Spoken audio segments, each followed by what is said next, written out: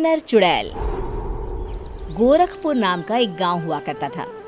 उस गांव में ज्यादा लोग नहीं रहते थे। उस गांव में एक गर्भवती विधवा औरत रहती थी। उस औरत का नाम कमला था। कमला अपने घर में अकेली रहती थी। उसके पति की सारी जायदाद उसके नाम हो गई थी, पर सभी गांव वाले उस औरत को मनहूस औरत समझा करते थे और सभी उससे नफरत किया करते थे। एक बार कमला राशन की दुकान पर खाने का सामान खरीदने जाती है। भैया जी, जरा 1 किलो दाल चावल देना। अरे हाय हाय हाय हाय हाय! अरे मनहूस औरत, मेरी दुकान में अपशुगन करवाने आ गई क्या? हैं? चल जा यहाँ से। मैं कुछ नहीं देने वाला हूँ तुझे। भाग भाग यहाँ से, चल जा, निकल। भैया जी, ऐसा मत कहिए। मैं गर्भवती हूँ, मुझे खाने की बहुत जरूरत है। मुझे खाना दे दीजिए। दुकानदार कमला को वहां से धक्के मारकर भगा देता है। तभी कमला रोते रोते उस गांव के किन्नरों के इलाके में आ जाती है।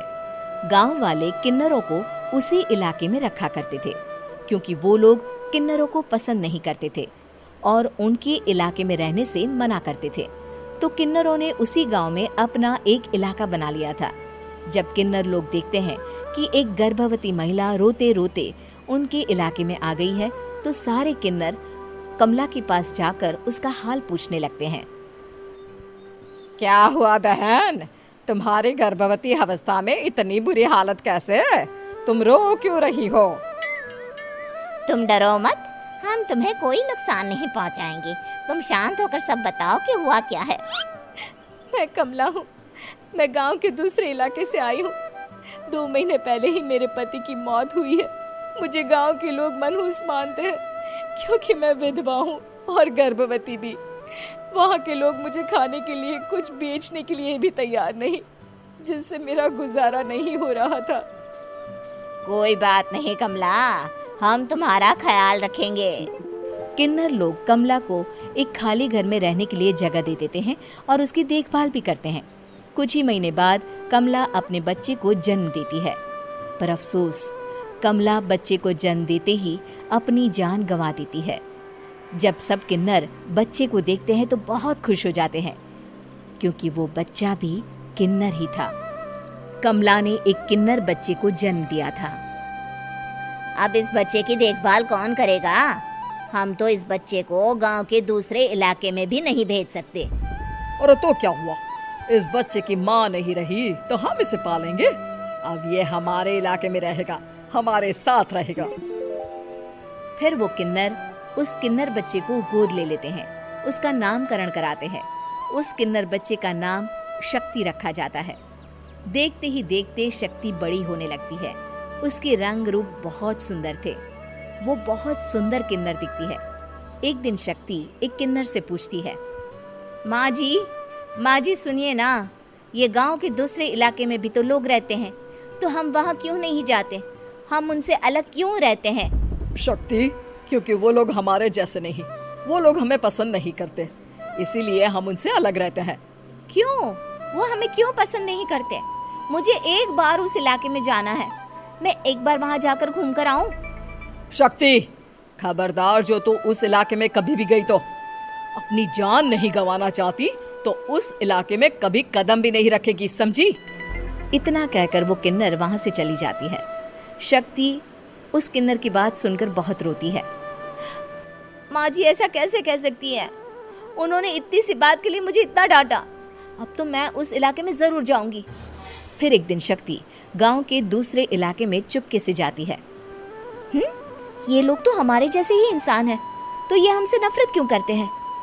जब शक्ति उस इलाके में पहुंचती है तो गांव के सारे आदमी उसके रूप से मोहित हो जाते हैं। वो लोग ये अंदाजा नहीं लगा पाते कि वो किन्नर है। शक्ति की सुंदरता देखकर सारे गांव वाले उसकी तारीफ करने लगते हैं। तभी गांव का चक्कर लगाने गांव के जमींदार का बेटा हर्ष वहां पहुंचता है। हर्ष भी दिखने में बहुत सुंदर होता है।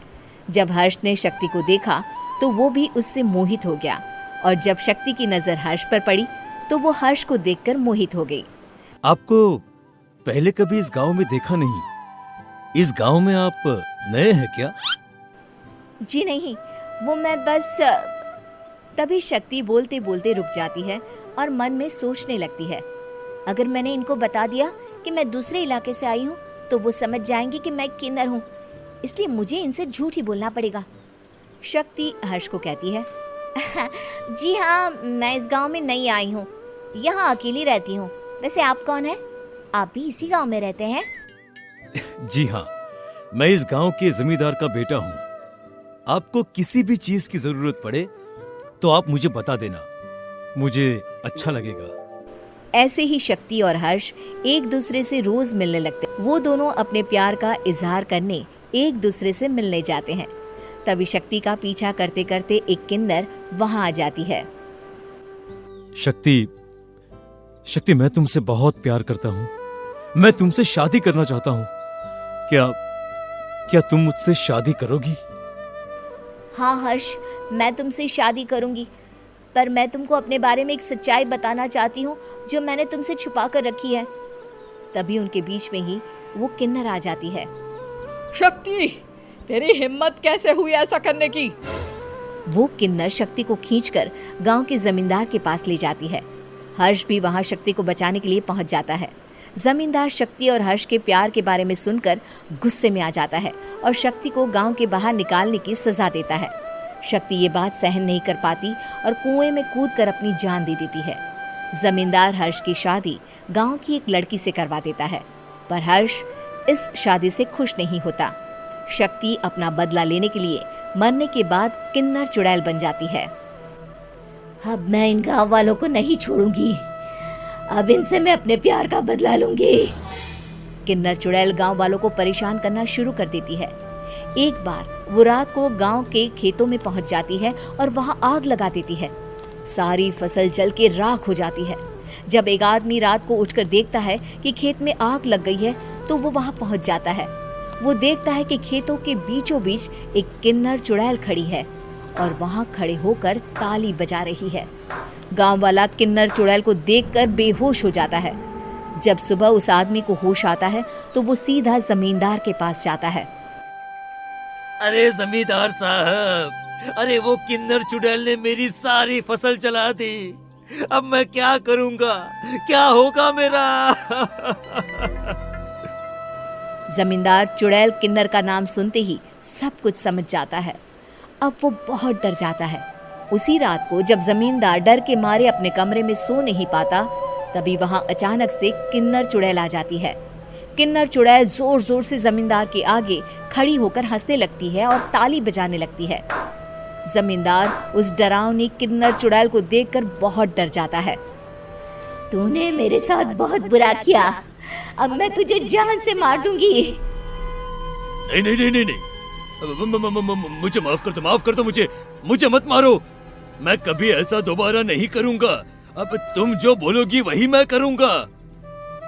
ठीक है, मैं चाहती हूँ कि किन्नर इलाका गांव के इलाके से जुड़े और गांव का कोई भी आदमी किन्नर समाज से द्वेष ना करे, उससे नफरत ना करे, नहीं तो मैं सारे गांव को मार दूंगी।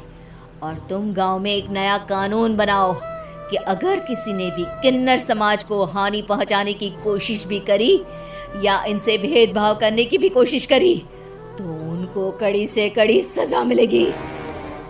हाँ हाँ हाँ हाँ, मैं ऐसा ही करूंगा। तुम जो बोलोगी वो मैं करूंगा, पर मुझे जाने दो प्लीज। तब वो किन्नर चुड़ैल वहां से चली जाती है।